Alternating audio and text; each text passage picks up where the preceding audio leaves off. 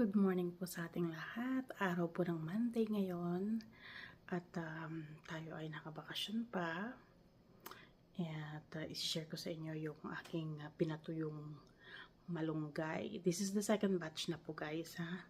Yan na yung din-dry ko ng air dry na malunggay.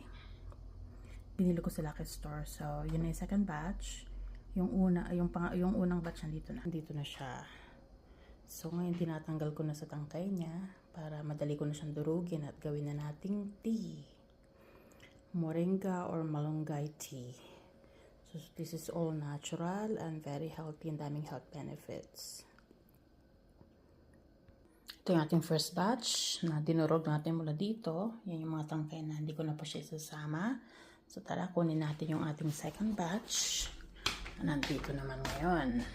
Ayan na guys. Ito na siya. Gawin natin ulit para dumami itong ating malunggay tea. So, ganito kadami na nagawa natin guys. Pwede natin durog-durogin ng ganito. Tapos, hanggang madurog siya. Hindi na kailangan na machine para. Kasi pag machine kasi masyado siyang durog.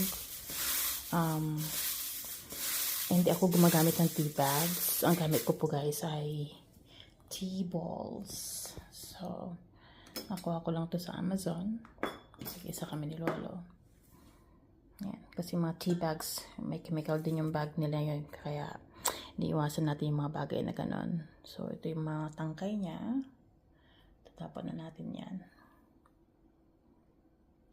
Health is wealth. Kaya, kailangan natin gumawa ng paraan. Kasi dala nga ng mga pagkain dito, puro mga frozen, wala mga fresh. Well, may mga fresh din man, but, you know, mga chemicals. So, yeah, para maiwasan natin magkasakit. Yan lang po muna ngayon guys.